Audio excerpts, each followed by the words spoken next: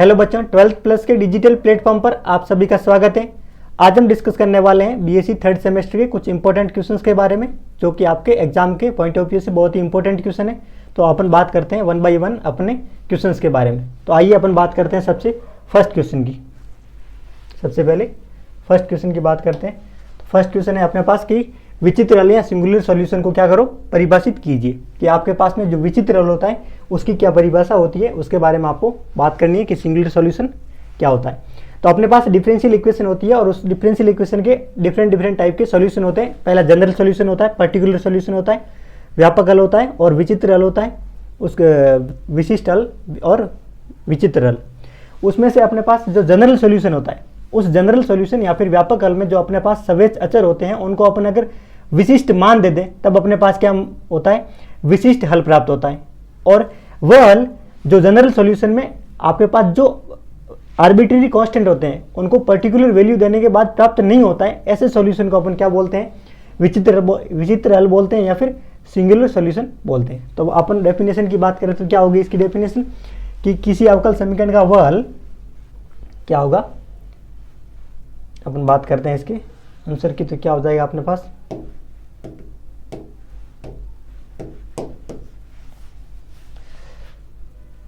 अगर इसके आंसर की बात करें तो अपने पास क्या हो जाएगा इसका आंसर। देखो बार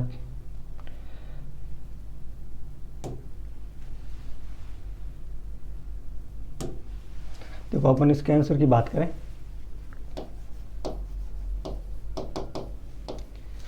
किसी अवकल समीकरण का किसी अवकल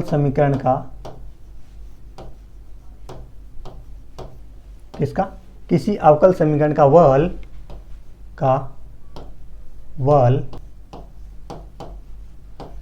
जो व्यापक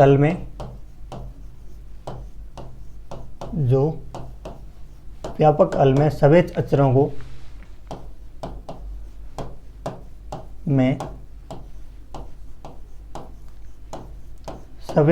अचरों को विशिष्ट मान देने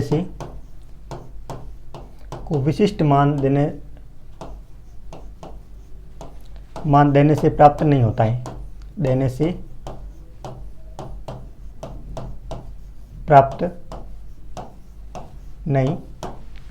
है,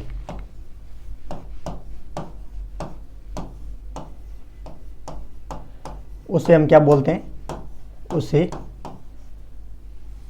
विचित्र हल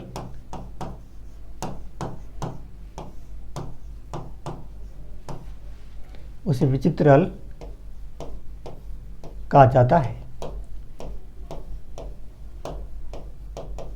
देखो कैसे, कि आपके पास में अवकल समीकरण है, उस अवकल समीकरण का आपके पास में क्या है, व्यापक हल है, और उस व्यापक हल को आप व्यापक हल के अंदर आपके पास में सवेच अचर होंगे और उन सवेच अचर को आप विशिष्ट मान दोगे तो आपके पास में विशिष्ट सॉल्यूशन प्राप्त होगा आपको। और विशिष्ट सॉल्यूशन के अलावा कोई सॉल्यूशन होता है तो उसको अपन बोलते हैं विचित्र हल। क्या होते हैं, एक तो किसी अवकल समीकरण का होता है जनरल सॉल्यूशन, एक होता है पर्टिकुलर सॉल्यूशन, और फिर थर्ड होता है आपका सिंगुलर सॉल्यूशन। जनरल सॉल्यूशन में आपके पास में जो आर्बिट्रेरी कांस्टेंट होते हैं, उन आर्बिट्रेरी कांस्टेंट को अगर आप पर्टिकुलर वैल्यू दे देते हो तो आपको मिलता है पर्टिकुलर सॉल्यूशन। और पर्टिकुलर सॉल्यूशन के अलावा अगर कोई सॉल्यूशन है तो उसको अपन बोलते हैं सिंगुलर सॉल्यूशन। तो हम क्या लिखेंगे, अगर इंग्लिश में लिखेंगे तो कि solution of a differential equation is said to be singular solution which can not be found by the giving particular value to general solution। आपके पास में जो आर्बिट्रेरी कांस्टेंट है और उन आर्बिट्रेरी कांस्टेंट को आप क्या दोगे, पर्टिकुलर वैल्यू दोगे, और पर्टिकुलर वैल्यू देने के बाद में अगर कोई सॉल्यूशन प्राप्त होगा, कोई सॉल्यूशन मिलेगा अपने को, तो उसको अपन बोलेंगे पर्टिकुलर सॉल्यूशन। और पर्टिकुलर सॉल्यूशन के अलावा जो सॉल्यूशन होगा उसको अपन बोल देंगे सिंगुलर सॉल्यूशन। ठीक है, अगर इसकी डेफिनेशन लिखेंगे इंग्लिश में तो क्या हो जाएगा, singular solution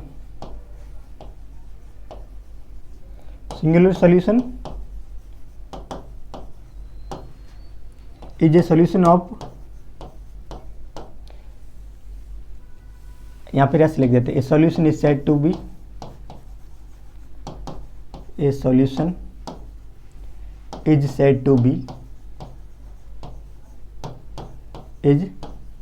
said to be a singular solution, said to be a singular solution if it cannot be find, it cannot be find by, it cannot be find by giving particular value, by giving particular value to, giving which cannot be find by giving particular value to arbitrary constant, to arbitrary constant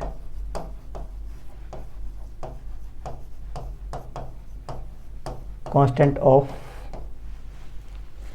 arbitrary constant of general solution, of general solution. मतलब समझे आप कि आपके पास में क्या है, ठीक है। इस प्रकार से अगर जनरल सॉल्यूशन के आर्बिट्रेरी कांस्टेंट को पर्टिकुलर वैल्यू देकर अगर कोई सॉल्यूशन नहीं मिलता है उसको बोलते हैं सिंगुलर सॉल्यूशन, ठीक है। अगर इसके एग्जांपल की बात करें तो अपने पास एग्जांपल क्या हो जाएगा, अपन किसकी बात करें, एग्जांपल की, तो हमारे पास किस टाइप का एग्जांपल होगा। सपोज अपने पास एक डिफरेंशियल इक्वेशन है, किस टाइप की है, y equal to P X plus A upon P, P X plus A upon P. ये आपके पास में एक क्लेरो समीकरण है। इस क्लेरो समीकरण का समीकरण आप कैसे निकालते हो, समीकरण निकालने के लिए क्या करते हो, आप p को c से रिप्लेस करते हो, ठीक है। तो p को अगर c से रिप्लेस करोगे तो आपके पास में एक जनरल सॉल्यूशन मिलेगा। किस टाइप का जनरल सॉल्यूशन मिलेगा, y equal to C X plus A upon C. क्या कर रहे हो आप, p को c से रिप्लेस कर दिया तो y equal to C X plus A upon C. अब ये आपके पास में क्या मिल गया, ऊपर वाली डिफरेंशियल इक्वेशन का जनरल सॉल्यूशन मिल गया, व्यापक हल मिल गया।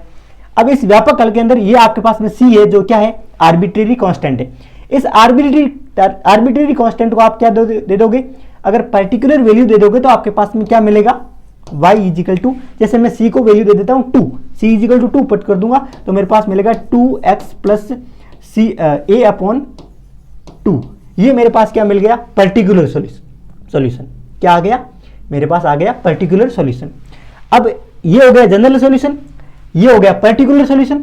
अब इन दोनों सॉल्यूशन के अलावा जो सॉल्यूशन होगा जो इस डिफरेंशियल इक्वेशन को क्या करेगा, सेटिस्फाई करेगा, उसको हम बोलेंगे उसका सिंगुलर सॉल्यूशन। समझ में आई बात। तो यहां से अपने पास में अगर बात करूं तो y square is equal to 4ax, क्या y square is equal to 4ax इस डिफरेंशियल इक्वेशन को क्या करेगा, सेटिस्फाई करेगा, जो कि इसका क्या है, सिंगुलर सॉल्यूशन। समझ में आई बात। एक जनरल सॉल्यूशन, और जनरल सॉल्यूशन के अंदर आप अगर पर्टिकुलर वैल्यू दे दोगे तो वो आपका पर्टिकुलर सॉल्यूशन, और पर्टिकुलर सॉल्यूशन के अलावा अगर कोई सॉल्यूशन होगा जो डिफरेंशियल इक्वेशन को सेटिस्फाई करता है तो उसको अपन बोलेंगे सिंगुलर सॉल्यूशन, ठीक है। अब बात करते हैं हम नेक्स्ट क्वेश्चन की। अपने पास नेक्स्ट क्वेश्चन है कि आपको एक डिफरेंशियल इक्वेशन गिवन है और उसका इंटीग्रेटिंग फैक्टर निकालना है, ठीक है। अब हम जानते हैं कि अपने पास अगर कोई differential equation m dx plus n dy equal to 0 इस टाइप की आपको गिवन होती है तो सबसे पहले अपन क्या करते हैं, इसके एग्जैक्टनेस की कंडीशन को चेक करते हैं कि क्या ये आपकी डिफरेंशियल इक्वेशन एग्जैक्ट है या नहीं है। क्या है, अगर आपके पास में कोई डिफरेंशियल इक्वेशन गिवन है और वो एग्जैक्ट है या नहीं है, उसके लिए क्या करते हैं, उसको चेक करते हैं। और उसको चेक करने की कंडीशन क्या होती है कि इसका m का क्या करो, पार्शियल डिफरेंशिएशन करो विद रिस्पेक्ट टू y, और आपके पास में n है उसका क्या करो, डिफरेंशिएशन करो विद रिस्पेक्ट टू x। क्या करो, पार्शियल डिफरेंशिएशन करो विद रिस्पेक्ट टू x। अगर ये दोनों इक्वल आ जाती है तो वो आपकी डिफरेंशियल इक्वेशन हो जाएगी एग्जैक्ट, और अगर ये वो इक्वल नहीं आते हैं तो आपकी डिफरेंशियल इक्वेशन कैसी हो जाएगी, नॉन एग्जैक्ट। अब अगर हम यहाँ पे चेक करेंगे तो अपने पास क्या मिल जाएगी, आपको डिफरेंशियल इक्वेशन एग्जैक्ट नहीं मिलेगी। तो एग्जैक्ट नहीं मिलेगी तो उसको क्या कर सकते हो आप, एग्जैक्ट डिफरेंशियल इक्वेशन में रिड्यूस कर सकते हो।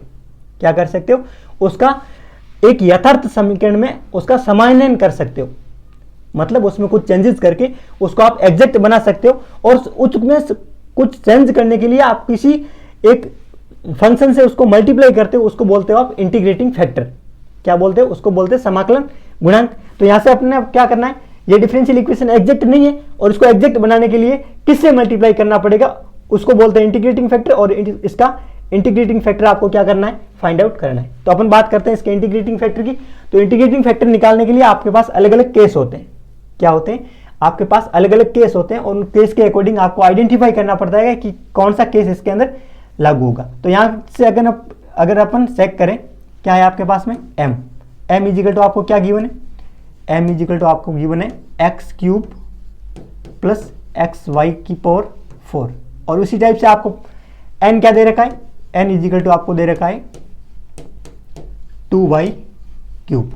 अब यहां से क्या करना है आपको, m का डिफरेंशिएशन करना है विद रिस्पेक्ट टू y। क्या करो, m का del m upon del y ज्ञात करो। क्या मिलेगा आपको, del m equal to del y। तो यहां से अगर देखोगे तो आपके पास मिलेगा एक्स क्यूब का 0 हो जाएगा, और यहां से करोगे तो 3xy क्यूब। ये क्या मिल गया आपको, m का y की रेस्पेक्ट में पार्शियल डिफरेंशिएशन।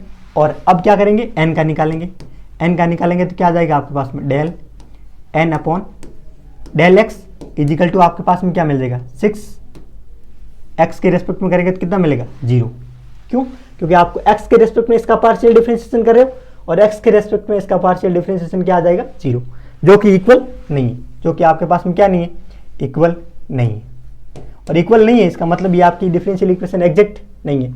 अब इसको क्या करना पड़ेगा, एग्जैक्ट बनानी पड़ेगी। तो एग्जैक्ट बनाने के लिए अपन क्या करेंगे, यहाँ से इन दोनों का डिफरेंस लेंगे, del m upon del y और del n upon del x का आप क्या लेंगे, डिफरेंस लेंगे। और डिफरेंस लेने के बाद अपन चेक करेंगे कि अपना कौन सा केस यहाँ पर क्या होगा, लागू होगा। तो अपन इसका डिफरेंस लेंगे, क्या करेंगे, del m upon del y minus del n upon del x, इसका डिफरेंस निकालेंगे। तो डिफरेंस कितना आएगा आपके पास में, डिफरेंस आएगा आपके पास में, क्या डिफरेंस आएगा 3xy क्यूब, क्या आ जाएगा 3xy क्यूब माइनस 0। तो ये इसका डिफरेंस आ गया। अब इस डिफरेंस को आप क्या करो, अगर यहाँ से चेक करोगे, देखो m की वैल्यू ये है, n की वैल्यू ये है। अब अगर इसको अपन n से डिवाइड कर देंगे तो y क्यूब की टर्म्स हट जाएगी, तो सिर्फ क्या बचेगा 3x बचेगा। तो अपन यहाँ से क्या कर देंगे, इसको किससे डिवाइड कर देंगे, इसको डिवाइड कर देंगे। यहाँ से डिफरेंशिएशन क्या किया आपने, 4 आएगा, यहाँ पे क्या आएगा 4 del m upon del y। तो यहाँ से क्या करेंगे, इसका अगर देखेंगे तो क्या हो जाएगा, यहाँ से आपके पास में क्या मिलेगा 4xy क्यूब, 4xy क्यूब। तो यहाँ से अगर इसको n से डिवाइड करोगे तो क्या मिल जाएगा आपके पास में, आपके पास मिलेगा 1 upon n into del m upon del y minus del n upon del x। और इसकी वैल्यू निकालेंगे तो अपने पास क्या आ जाएगी इसकी वैल्यू, यहाँ से देखोगे तो 1 अपॉन 2y क्यूब, क्या आएगा 1 upon 2y cube into 4xy cube. और यहाँ से अगर इसको क्या करोगे, y क्यूब से y क्यूब कैंसिल, 2x में कितना आएगी वैल्यू, आपके पास वैल्यू आ जाएगी 2x। कितनी आ गई वैल्यू 2x। और 2x के बाद आप क्या करोगे, जो कि किसका फंक्शन मिल गया आपको, इसका जो डिफरेंस आया है, यहाँ से आपके पास में ये क्या मिल गया, ये मिल गया आपके पास में f ऑफ x। क्या मिल गया, f ऑफ x। अब हम निकालेंगे इसका इंटीग्रेटिंग फैक्टर। क्या निकालेंगे, इंटीग्रेटिंग फैक्टर। तो वहाँ से आपके पास में कितना मिला 2x, और इसका इंटीग्रेटिंग का फॉर्मूला होता है e की पावर f dx।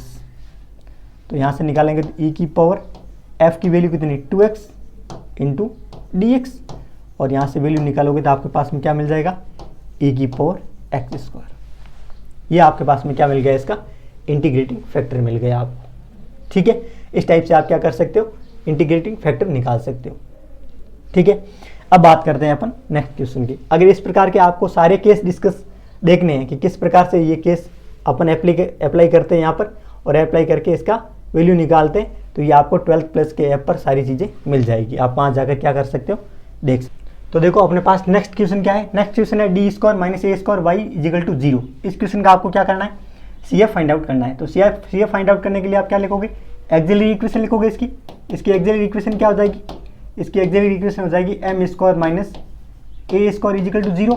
अब यहाँ से अगर m की वैल्यू निकालेंगे तो अपने पास m की वैल्यू कितनी आ जाएगी, A square, M square is equal to A square, और m इजिकल टू क्या आ जाएगा प्लस माइनस ए आ जाएगा आपके पास।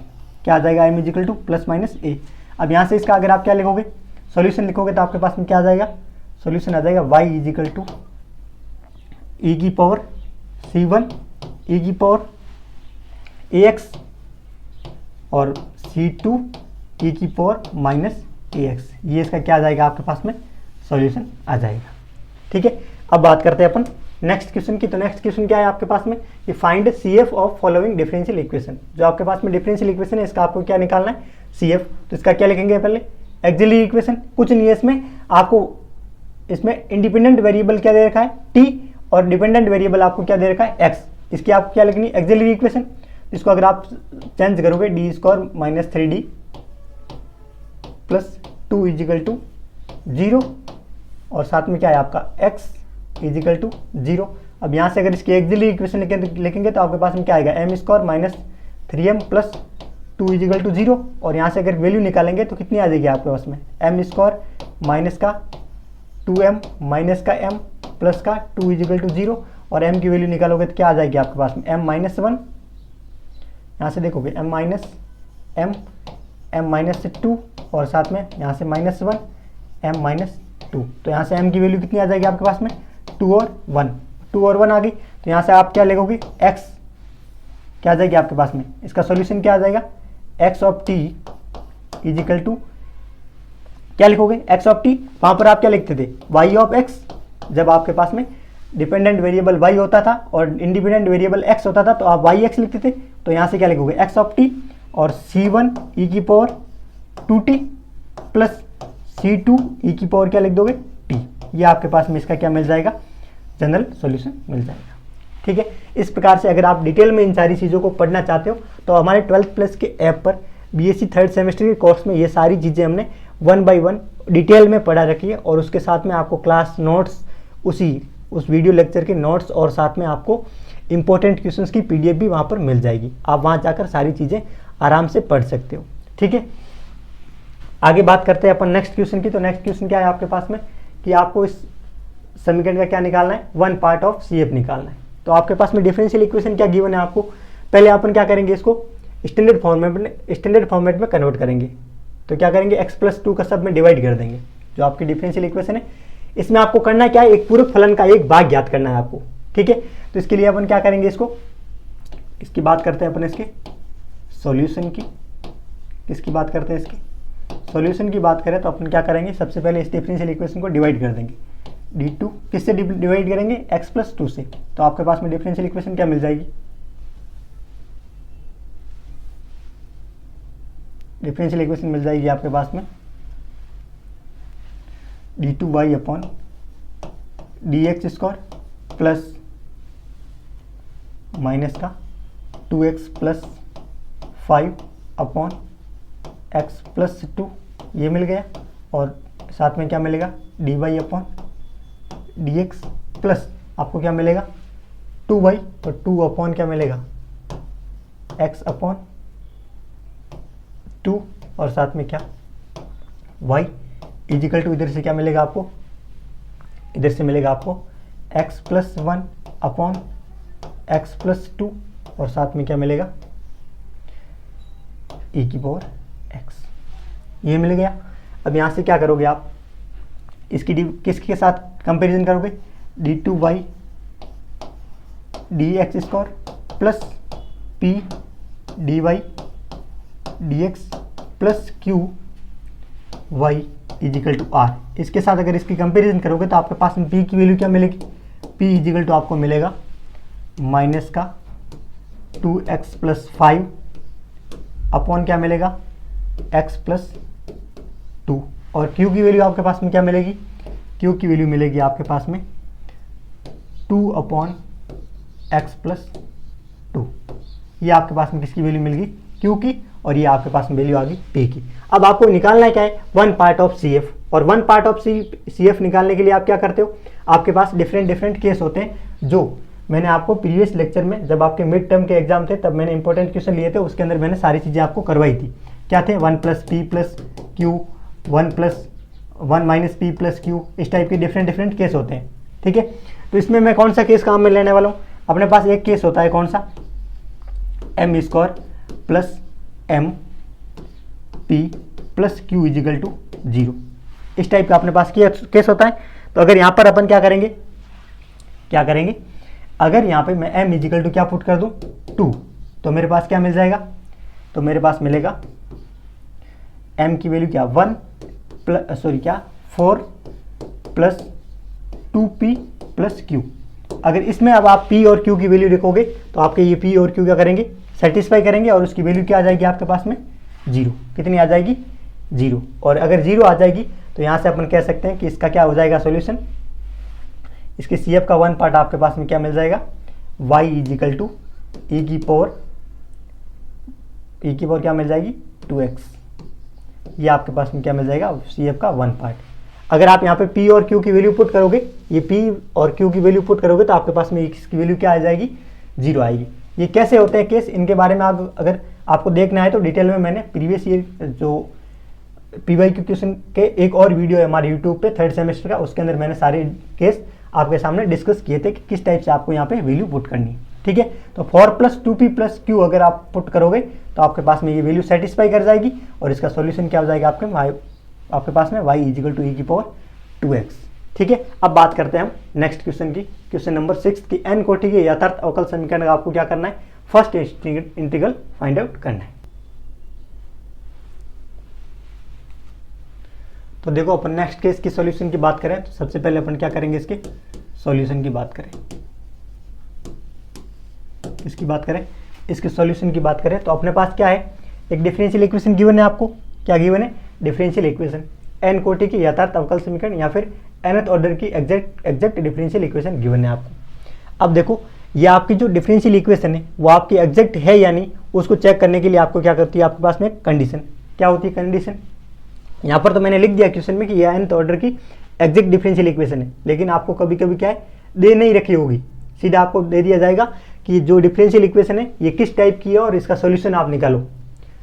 मेनली आपके पास में जो डिफरेंशियल इक्वेशन के एग्जाम होता है उसके अंदर आपको कुछ नहीं दिया होता है कि ये डिफरेंशियल इक्वेशन किस टाइप की है, differential equation with variable coefficient है, कोफिशिएंट कांस्टेंट कोफिशिएंट वाली है, होमोजीनियस है, नॉन होमोजीनियस है, इस टाइप की आपको कुछ भी इन्फॉर्मेशन दे नहीं रखी होती है, आप खुद को क्या करनी होती है, पहचान करनी होती है।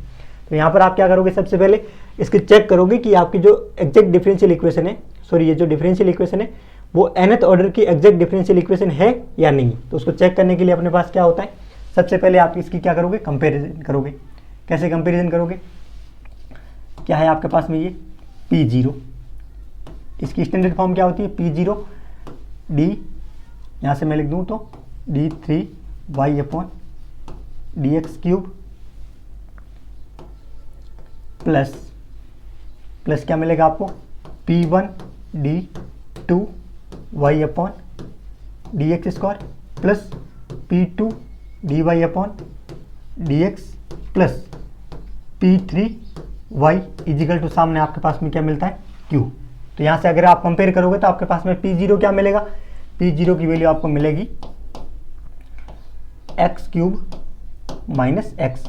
अब यहाँ से अगर P1 की वैल्यू निकालोगे तो P1 की वैल्यू आपके पास में क्या मिलेगी, P1 की वैल्यू मिलेगी आपके पास में 8x², क्या मिलेगा 8x² - 3। और P2 की वैल्यू निकालोगे तो P2 की वैल्यू कितनी मिलेगी आपके पास में, P2 की वैल्यू मिलेगी आपको 14x। और P3 की वैल्यू निकालोगे तो P3 की वैल्यू निकालोगे मतलब यहाँ से आप अगर कंपेयर करोगे तो आपके पास P3 की वैल्यू क्या आएगी, 4। और Q की वैल्यू आपके पास में कितनी आ जाएगी, 2/x²। ये आपके पास में क्या होगी, ये तो होती है आपकी डिफरेंशियल इक्वेशन, इस टाइप की गिवन है आपको। फिर आपने कंपेयर करके आपने क्या निकाल दी, P0, P1, P2 और P3 की वैल्यू निकाल दी और Q की वैल्यू निकाल दी। अब आपको चेक करनी है कि आपकी ये डिफरेंशियल इक्वेशन एग्जैक्ट है या नहीं, और एग्जैक्ट होने के लिए कंडीशन क्या है, कंडीशन है आपके पास में P3 - P1 का डैश, सॉरी P3 - P2 का डैश प्लस P1 का डबल डैश माइनस P0 का ट्रिपल डैश इजिकल टू क्या होना चाहिए, 0। मतलब आपके पास में अल्टरनेट प्लस माइनस साइन लगाने और आगे डिफरेंशिएशन भी करता जाना है। आगे सबसे पहले P3 फिर P2 का एक बार डिफरेंशिएशन प्लस P1 का डबल डिफरेंशिएशन माइनस P0 का ट्रिपल डिफरेंशिएशन। इस टाइप से आपके पास में क्या होती है, कंडीशन। ये कंडीशन अगर सेटिस्फाई करेगी तो ये आपकी डिफरेंशियल इक्वेशन कैसी हो जाएगी, एग्जैक्ट। और मैंने आपको ये गिवन है, मतलब दे दिया है कि एग्जैक्ट डिफरेंशियल इक्वेशन है, तो आपको चेक करने की जरूरत नहीं है। अगर आपको एग्जाम में मिल जाए और ऊपर एग्जैक्ट डिफरेंशियल इक्वेशन नहीं लिखा हो तो आपको इस टाइप से इसको चेक करनी पड़ेगी। अब अपन क्या करेंगे, इसका फर्स्ट इंटीग्रल फाइंड आउट करेंगे। क्या करेंगे, फर्स्ट इंटीग्रल फाइंड आउट करेंगे। तो फर्स्ट इंटीग्रल कैसे फाइंड आउट करते हैं, तो देखो फर्स्ट इंटीग्रल का क्या होता है फॉर्मूला, स्टैंडर्ड के पास में स्टैंडर्ड फॉर्म क्या होती है, P0 d2, मतलब जो आपके पास में इक्वेशन है उससे एक कम ऑर्डर की, d2y upon dx square plus क्या करोगे p1 माइनस p0 का डैश इंटू क्या dy अपॉन dx प्लस आप क्या करोगे p2 माइनस p1 का डैश प्लस क्या आ जाएगा p2 का डैश p2 माइनस p1 का डैश माइनस p0 का double dash into y equal to आपके सामने क्या आ जाएगा q into D X plus C1। इस टाइप से आपके पास में क्या आ जाएगी फॉर्मेट आ जाएगा। अब यहाँ से अगर आप वैल्यू पुट करोगे क्या करोगे, अगर यहाँ से वैल्यू पुट करोगे तो आपके पास में क्या आ जाएगी, यहाँ से देखो ये क्या हो जाएगा, यहाँ से इसको प्लस कर दो है ना, क्या है अल्टरनेट आएगा साइन, ऊपर भी हमने अल्टरनेट लिया था ना, तो ऊपर भी अल्टरनेट लिया तो यहाँ पर भी अल्टरनेट आएगा। ठीक है, अब यहाँ से सबकी वैल्यू पुट कर दो आपके पास में। P0 की वैल्यू कितनी है, P0 की वैल्यू आपके पास में x cube minus x into d2y upon D x square. ठीक है सर, फिर P1 की वैल्यू कितनी है आपके पास में, P1 की वैल्यू है 8x स्क्वायर माइनस 3। ठीक है, यहाँ पर बड़ा कोष्टक लगा देते हैं, माइनस P1 का डैश P0 का डैश करोगे तो आपके पास में कितना आएगा 3x स्क्वायर और माइनस कितना आ जाएगा 1, 3x स्क्वायर माइनस 1 और साथ में क्या आ जाएगा dy अपॉन dx। और फिर क्या करोगे आप नेक्स्ट P2, क्या P2 की वैल्यू कितनी 14x माइनस P1 का डैश करोगे कितना आएगा आपके पास में 16, कोष्टक लगाओगे यहाँ पर बड़ा कोष्टक कर देते हैं। ठीक है, बड़ा कोष्टक 14x माइनस 16 x माइनस का क्या आ जाएगा 0। देखो यहाँ पर भी आपने गलती तो नहीं किया ना, क्या किया है 8x स्क्वायर माइनस और 3x minus 1, 3x square minus 1। ठीक है, फिर 14x क्या है P2 की वैल्यू कितनी है, यहाँ से देखोगे 14x माइनस P1 का डैश 8 इंटू 16x माइनस 0। ठीक है, फिर प्लस में आपके पास में P0 का डबल डैश, आपने एक बार डैश किया तो कितना आया ये, और फिर और करोगे तो कितना आ जाएगा आपके पास में, यहाँ से देखोगे तो कितना आएगा आपके पास में 3 इंटू 6x कितना आएगा 6x और साथ में 0 और ये आपके पास में क्या आ गया y इजिकल टू, थोड़ा ऊपर कर लेते हैं इसको, इजिकल टू q की वैल्यू क्या है आपके पास में, q इजिकल टू आपके पास में 2 upon x square into D X plus C1। ठीक है, और यहाँ से अगर इसको सॉल्व करोगे तो आपके पास में क्या आएगा x cube minus x d2y upon D x square plus 18x minus 13 क्या आ जाएगा 5x स्क्वायर और आगे क्या आ जाएगा माइनस 3 प्लस 1 कितना आ जाएगा 2, 5x square minus 2 dy upon D X plus कितना आएगा 14 minus 16 minus 2 plus 4xy equal to क्या हो जाएगा, यहाँ से अगर इसको इंटीग्रेट करोगे तो आपके पास में कितनी वैल्यू आएगी, यहाँ से अगर इंटीग्रेट करोगे तो आपके पास में वैल्यू आएगी माइनस का 2 अपॉन एक्स प्लस C1 ऐसे आएगी ना। देखो x की पावर माइनस 2 ऊपर minus 2 upon plus 1 minus 2 plus 1, यहाँ से क्या आ जाएगा minus 2 upon x plus C1। ये आपके पास में क्या आ गई, आपका फर्स्ट इंटीग्रल आ गया, क्या आ गया आपके पास में फर्स्ट इंटीग्रल। ठीक है, तो इस टाइप से आप क्या कर सकते हो फर्स्ट इंटीग्रल निकाल सकते हो। ठीक है, अब देखो ये सारी चीज़ें हमने डिटेल में एक एक पॉइंट का डिस्कशन किया है कि कैसे P1 स्टैंडर्ड फॉर्म क्या होती है, कैसे एग्जैक्टनेस चेक करते हैं, ये सारी हमने 12th प्लस के ऐप पर 3rd सेमेस्टर के कोर्स में पढ़ा रखी है हमने सारी चीज़ें। ठीक है, यहाँ पर थोड़ा टाइम का बाउंडेशन है इसीलिए मैं आपको जल्दी बता रहा हूँ सारी चीज़ें, लेकिन आपको अगर डिटेल में सारी चीज़ें पढ़नी है और इंपॉर्टेंट क्वेश्चन सारे देखने हैं बी पार्ट के भी, तो आप 12th प्लस के ऐप पर जाकर 3rd सेमेस्टर कोर्स में देख सकते हो। ठीक है, अब बात करते हैं हम नेक्स्ट क्वेश्चन की। तो नेक्स्ट क्वेश्चन है आपके पास में कि ए व बी को एलिमिनेट करना है और एलिमिनेट करके आपको एक पार्शियल डिफरेंशियल इक्वेशन का फॉर्मेशन करना है। क्या करना है, एक पार्शियल डिफरेंशियल इक्वेशन आपको बनानी है। तो आपके पास में इस टाइप की डिफरेंशियल इक्वेशन गिवन है आपको x माइनस ए का whole square plus Y minus B.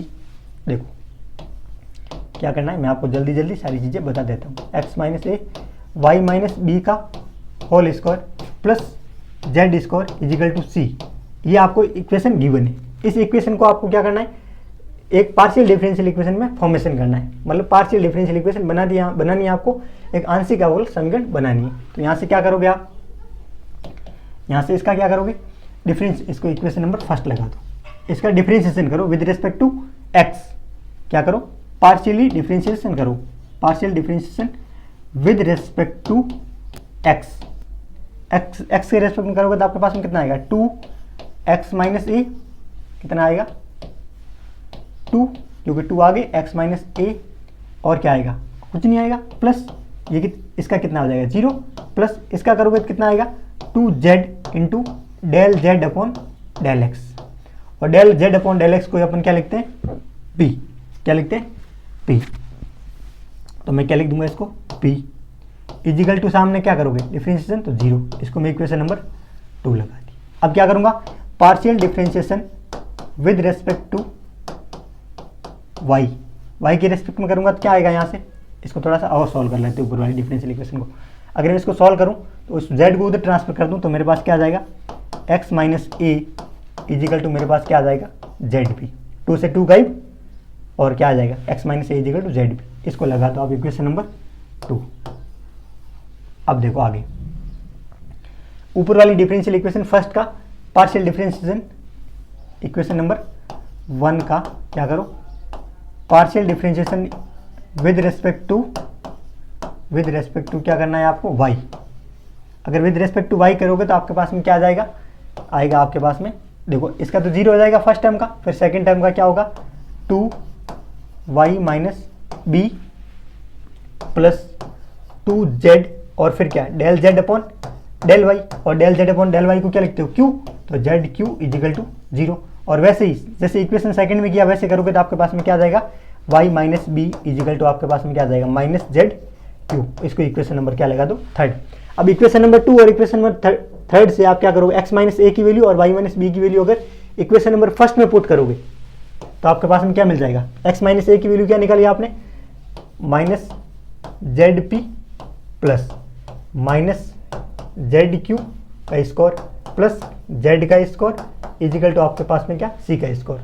आपने क्या किया, x माइनस ए की वैल्यू इसमें पुट कर दी, y माइनस बी की वैल्यू भी कहाँ पुट कर दी, यहाँ पर, तो यहाँ पुट कर दी तो आपके पास में क्या आ गया, ये वैल्यू आ गई आपके पास में।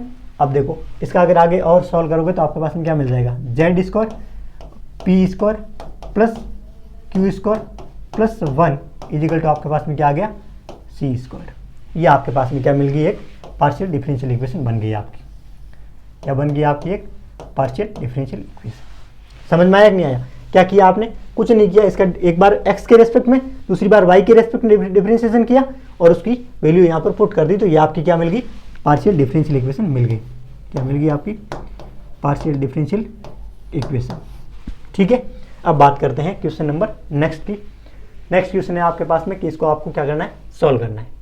ये आपकी कैसी इक्वेशन है, आपके पास में एक पार्शियल डिफरेंशियल इक्वेशन है, उसको आपको क्या करना है, लैग्रेंज इक्वेशन लिखेंगे सबसे पहले। अगर इसको अपन अगर कंपेयर करोगे तो आपके पास में क्या देख रहे हैं, P P plus Q Q is equal to R. ठीक है, ये आपके पास एक लैग्रेंज इक्वेशन है। इस लैग्रेंज इक्वेशन को सॉल्व करने के लिए आप क्या लिखोगे, एक्सिलरी इक्वेशन। और एक्सिलरी इक्वेशन कैसे लिखते हो, D X upon P is equal to D Y upon Q is equal to D Z upon R, ऐसे लिखते हो। अब यहाँ पे P Q के R की वैल्यू, P की वैल्यू क्या है ये, Q की वैल्यू क्या है ये, R की वैल्यू क्या है ये, कंपेयर करके आप निकाल सकते हो। अब अगर मैं यहाँ पे एक्सिलरी इक्वेशन में वैल्यू पुट करूंगा तो मेरे पास क्या मिलेगा, dx upon Y square Z upon X, ये मिल गया, प्लस प्लस क्या मिल गया, प्लस डी वाई अपॉन क्या मिला, Z X is equal to plus कहाँ है, equal D Z upon R. R की वैल्यू क्या है, वाई स्क्वायर। ये आपके पास में क्या आ गई, वैल्यूज आ गई, आई कि नहीं आई। अब देखो क्या है आपके पास में, अब इनमें से आपको किस प्रकार से आप सॉल्व करते हो, इसमें से एक बार तो आप इन दोनों रेशियो को ले लो, फर्स्ट और सेकंड रेशियो, और एक बार क्या कर दो, फर्स्ट और थर्ड रेशियो को यूज़ कर लो। मैं क्या करने वाला हूँ, एक बार तो फर्स्ट और सेकंड रेशियो। तो देखो यहाँ से करूँगा तो क्या हो जाएगा, x dx, ये x ऊपर चला जाएगा, ये x ऊपर जाएगा कि नहीं जाएगा, ये x ऊपर आ गया, और क्या मिल गया नीचे मुझे मिला Y square Z is equal to, मैंने क्या किया, dy अपॉन जेड एक्स। ठीक है, अब देखो ये z से ये z गायब, कैंसिल हो गया, तो अपने पास क्या मिल गया, और इस y को क्या कर दो, इधर ट्रांसफर कर दो। तो ट्रांसफर करोगे तो आपके पास में क्या मिल जाएगा, इधर से अगर ट्रांसफर करोगे तो क्या मिलेगा आपको, इस x को इधर ट्रांसफर कर दो, इस x को इधर ट्रांसफर कर दो, इस y को उधर ट्रांसफर कर दो, तो क्या मिलेगा आपको, X square D X is equal to Y square D Y. ऐसे मिलेगा कि नहीं मिलेगा, ये y इधर आ गया, ये x इधर आ गया, और अगर अब इसका क्या कर दोगे, डिफरेंशिएशन कर दो, सॉरी इंटीग्रेशन कर दोगे, क्या कर दोगे, इंटीग्रेशन, तो आपके पास में क्या मिलेगा, X cube minus Y cube equal to C मिल जाएगा, C1। क्या मिल जाएगा, X cube minus Y cube equal to C1 मिल जाएगा। ठीक है, फिर हम किसका यूज़ करेंगे, एक तो इक्वेशन आ गई अपने पास, ये इक्वेशन नंबर फर्स्ट। फिर सेकंड अपने पास क्या आएगी, सेकंड अपन फर्स्ट और थर्ड रेशियो का यूज़ करेंगे।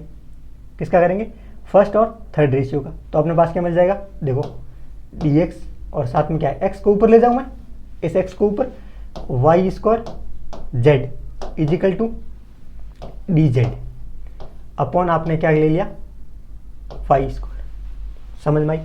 अब देखो इस वाई स्क्वायर, ये वाई स्क्वायर से Y square cancel, Y square से वाई स्क्वायर कैंसिल, और ये जेड क्या आएगा, इधर आ जाएगा, तो ये इधर आएगा तो क्या बन जाएगा, अगर ये इधर आएगा तो क्या बनेगा आपके पास में, देखो इस टाइप से बन जाएगा ये, कैसे, X D X is equal to Z D Z. मिलेगा कि नहीं मिलेगा।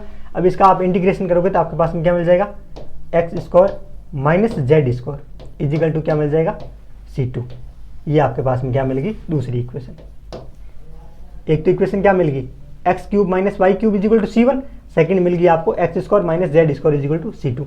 अब इन दोनों को मिला के आप सोल्यूशन कैसे लिखते हो, इसका सोल्यूशन लिखोगे तो कैसे लिखोगे, फाइनल सोल्यूशन क्या लिख सकते हो आप, अलग अलग टाइप से लिख सकते हो। एक तो आप ऐसे लिख सकते हो, v is equal to phi of u, क्या है ये सारी वैल्यू किसकी है, ये वैल्यू आपके पास में v की है, ये आपके पास में u की वैल्यू, चाहे C1 C2 की कह दो, चाहे v और u की कह दो। और क्या लिख सकते हो, और आप लिख सकते हो z इजिकल टू, क्या लिख सकते हो, z is equal to phi of u comma v, ऐसे भी लिख सकते हो। तो हम यहाँ से क्या कर देंगे, इसको यहाँ से अगर इसका सॉल्यूशन लिखेंगे तो क्या लिख देंगे, फाई ऑफ एक्स क्यूब, क्या लिखेंगे, X cube minus Y cube, और क्या है, X square minus Z square is equal to क्या लिख दोगे, 0। ये इसका क्या आ जाएगा, सॉल्यूशन। समझ में आई कि नहीं आई। इस प्रकार के आपने सिलेबस में जब पढ़ा होगा तो ये चीज़ें आपने पढ़ी होगी वहाँ पे। ठीक है, तो इस टाइप से आपके क्लास में क्या आ जाएगा, इसका सॉल्यूशन आ जाएगा। ठीक है, अब बात करते हैं अपन नेक्स्ट क्वेश्चन की। तो नेक्स्ट क्वेश्चन क्या है आपके पास में, r minus 2s plus T is equal to sine 2x plus Y का आपको क्या निकालना है, सॉल्यूशन। अब यहाँ से अगर मैं r की बात करूँ, r की वैल्यू क्या होती है, पी क्यू आर एस, आप जानते हो पी क्यू आर एस और t, ये क्या होता है, differentiation with respect to x, ये क्या होता है, differentiation with respect to, sorry क्या कर रहे हैं, हाँ ये होता है differentiation with respect to x, ये होता है differentiation with respect to y, जिसको अपन डी डैश से रिप्रेजेंट करते हैं। फिर r क्या होता है, डी डी डैश, मतलब पहली बार डिफरेंशिएशन किसके रेस्पेक्ट में, x के, और दूसरी बात किसके रेस्पेक्ट में, y के रेस्पेक्ट में।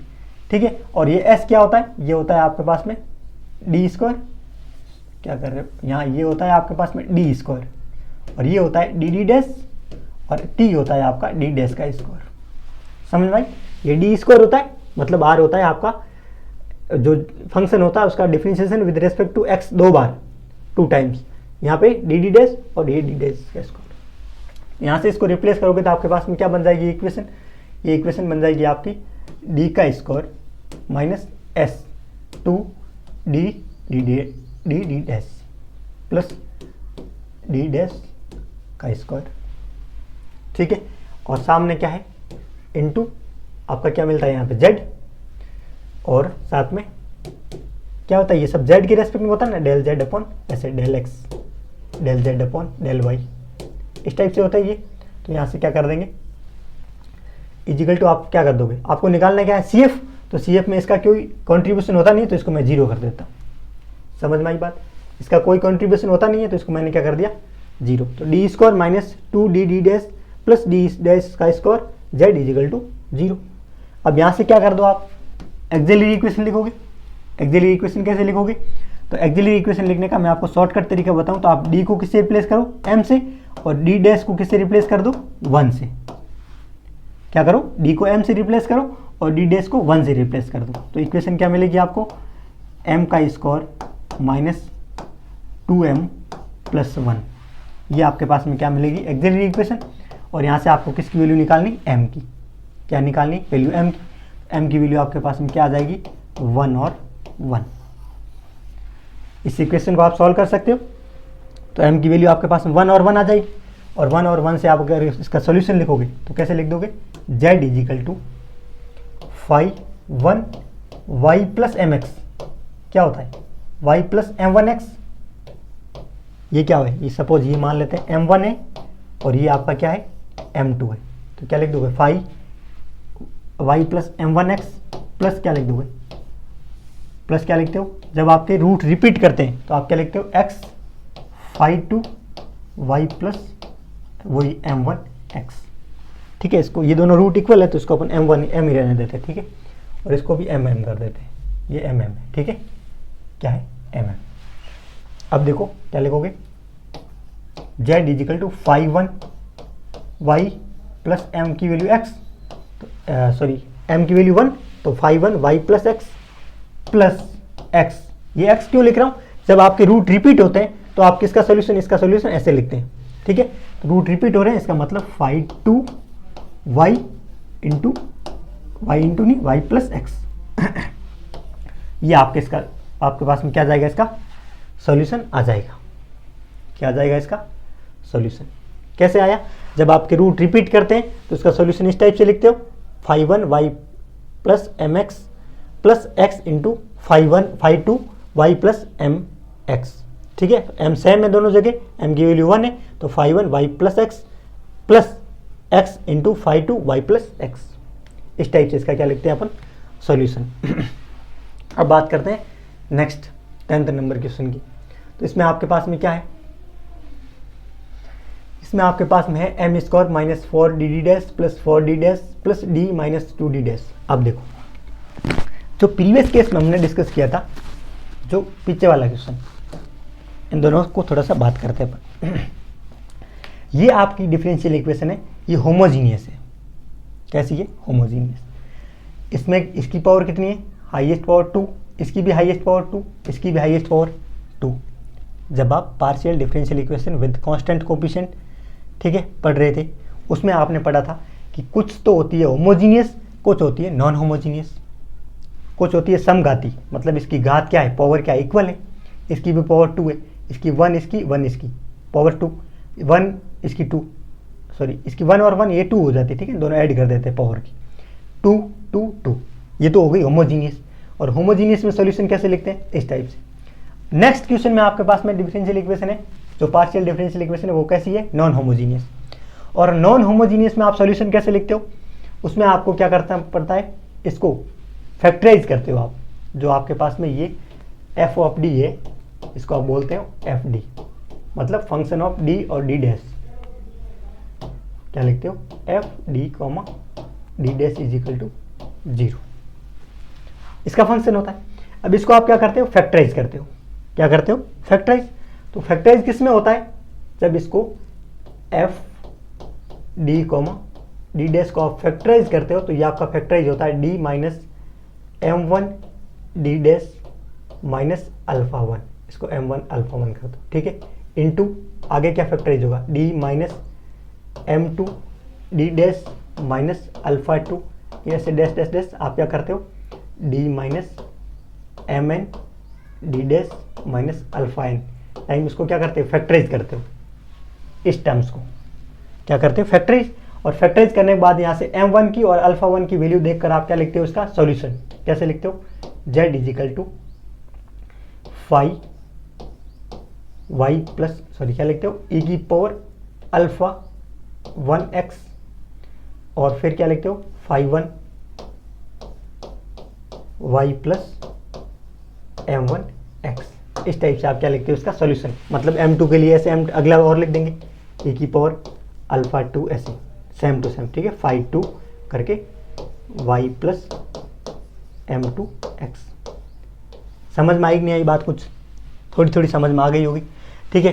क्या करते हो इस एफ डी डी डैश, ये जो आपके पास में F D D dash into Z है, समझ आया कि नहीं आया? ये तो जेड अलग है, मैं किसकी बात कर रहा हूँ? सिर्फ इसकी बात कर रहा हूँ, मतलब इसकी बात कर रहा हूँ, इसकी।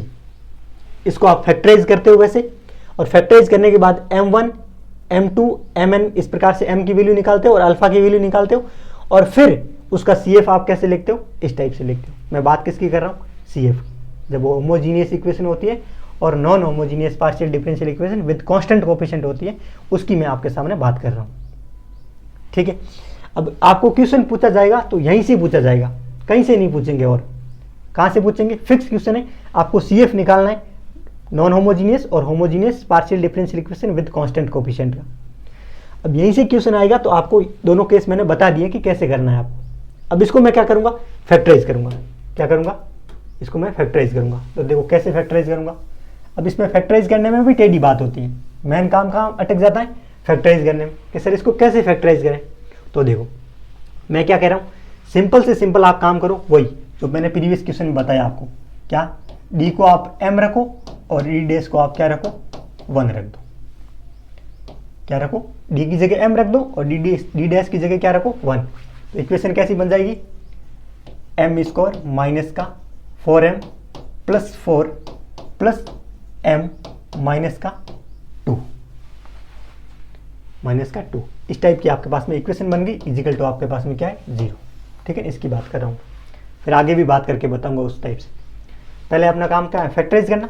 फिर देखो वापस इसका यूज करेंगे। देखो नेक्स्ट कैसे? अब देखो इसको देखो और इसको देखो, थोड़ा सा देखने का नजरिया आपको चेंज करना पड़ेगा। जब आप देखोगे तो थोड़ी प्रैक्टिस करोगे तो अपने आप चीजें पता चलने लग जाएगी कैसे करना है उसको। अब मैंने इनको दोनों को क्या कर दिया? अलग अलग कर दिया। अब देखो ये क्या बन रहा है? ये m-2 का होल स्क्वायर बन रहा है या नहीं बन रहा? हाँ सर बन रहा है। प्लस ये क्या है आपके पास में? m-2 है कि नहीं है? इजिकल टू क्या है? 0। अब यहाँ से मैं m-2 कॉमन लूँ, मैंने क्या कर दिया? m-2 को कॉमन ले लिया, ठीक है। तो प्लस इधर क्या बच गया?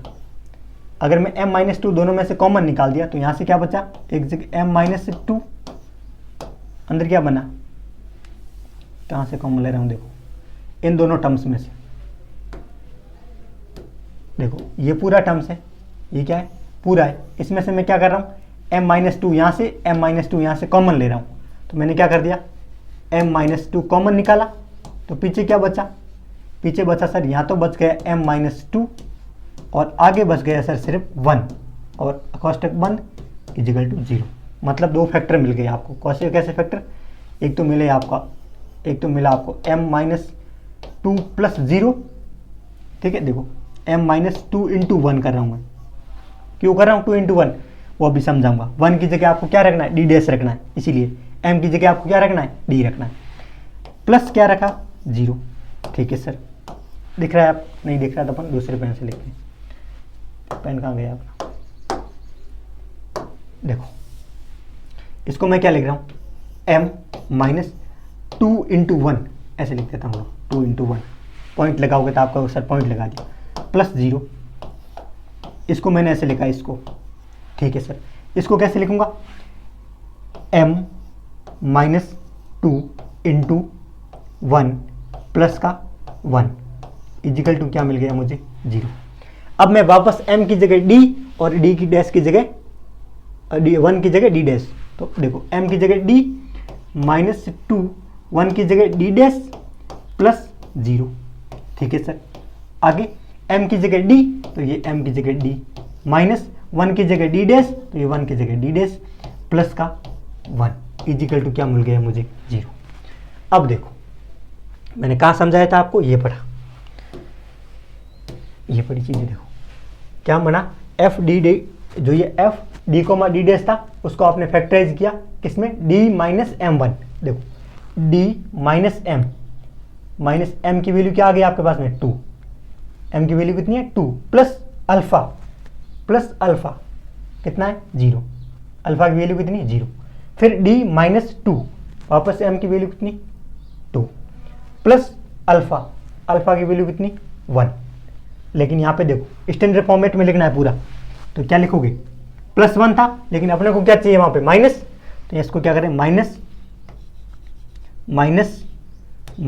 1 इजिकल टू 0।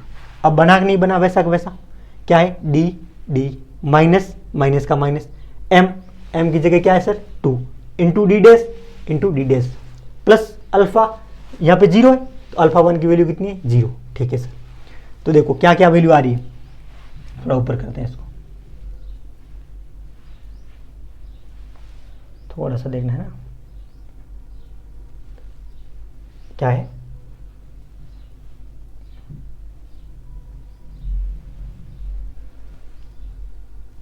यहां से देखो, थोड़ा और छोटा कर देते। अब देखो क्या वैल्यू मिली आपको, अगर मैं यहां से देखूंगा तो मेरे पास क्या वैल्यू आ रही है, मेरे पास वैल्यू आई है सर अल्फा 1 की वैल्यू आई है 0 और अल्फा 2 की वैल्यू मेरे पास कितनी आई है -1। ठीक है सर, और m की वैल्यू क्या आई है मेरे पास 2 और m की वैल्यू कितनी आई है 2, दोनों जगह कितनी आई है, m1 की वैल्यू 2, m2 की वैल्यू 2, अल्फा 2 की वैल्यू -1 और m2 की वैल्यू 2, और ये वैल्यू मैं यहाँ पे रखने वाला हूँ। देखो z इजिकल टू ई की पावर अल्फा कितना है 0, तो रखो अल्फा 1 की वैल्यू कितनी है 0, तो 0 इंटू एक्स, फिर आपके पास में 5 ठीक है 5 y प्लस m1 की वैल्यू कितनी है 2, तो कितना हो जाएगा 2x प्लस ई की पावर अल्फा 2 की वैल्यू कितनी है -1, तो कितनी है -1 इंटू एक्स माइनस एक्स, हुआ कि नहीं हुआ, क्या -x, अल्फा 1 की value -x into 5 y plus m2 की वैल्यू क्या है 2, m2 की वैल्यू 2 इंटू एक्स। ये आपके पास में क्या आ गया इसका सॉल्यूशन, क्या आ गया इसका सॉल्यूशन। ऐसे आपको चीज़ें ध्यान रखनी, यहाँ पर बच्चा कंफ्यूज होता है, मुझे खुद को पता है, मैंने जब वहाँ पे कोर्स में पढ़ाया था तो सारी चीज़ें एक एक डिटेल में एक एक पॉइंट समझाया कि कैसे आपको कंपेयर करना है और कैसे कंपेयर करके इसकी वैल्यू आपको पुटअप करनी है। ठीक है, तो इनके बारे में आप और डिटेल में सारी चीज़ें पढ़ना चाहते हो या फिर इसका पीआई कैसे निकालते हैं, सीएफ निकालना तो मैंने यहाँ पे आपको काफ़ी चीज़ें बताई, लेकिन इसका पीआई कैसे निकालते हैं, शॉर्टकट मेथड से कैसे निकालते हैं, और आगे और भी होती है डिफरेंशियल इक्वेशन जिसमें रिड्यूस करना पड़ता है आपको, वेरिएबल कोफिशिएंट को कांस्टेंट कोफिशिएंट में रिड्यूस करते हो, और वहाँ पर भी आपके पास में अलग अलग केस होते हैं। उन सारे केस के बारे में अगर आप पढ़ना चाहते हो तो आप हमारे 12th प्लस के ऐप पर जाकर 599 रुपीज़ के सब्सक्रिप्शन में पढ़ सकते हो सारी चीज़ें। ठीक है, और इस प्रकार से हमने सारे क्वेश्चंस डिस्कस कर लिए। ठीक है, और ये सारे क्वेश्चंस आपके एग्जाम के पॉइंट ऑफ व्यू से इंपॉर्टेंट क्वेश्चन है, और ये तो सारे ए पार्ट के क्वेश्चन थे। अगर इसी टाइप के आप बी पार्ट के और क्वेश्चन चाहते हो कि सर हमें बी पार्ट के भी इंपॉर्टेंट क्वेश्चन मिले, तो आप हमारे 12th प्लस के ऐप पर जाकर 3rd सेमेस्टर के कोर्स में यूनिट वाइज हमने इंपॉर्टेंट क्वेश्चन अपलोड कर रखे, वहाँ जाकर आप पढ़ सकते हो। ठीक है, और इससे पहले एक और मैंने क्लास ले रखी है इंपॉर्टेंट क्वेश्चन की, वो भी आप ज़रूर देखना। मिलते हैं अगले और कुछ लेक्चर में। Thank you.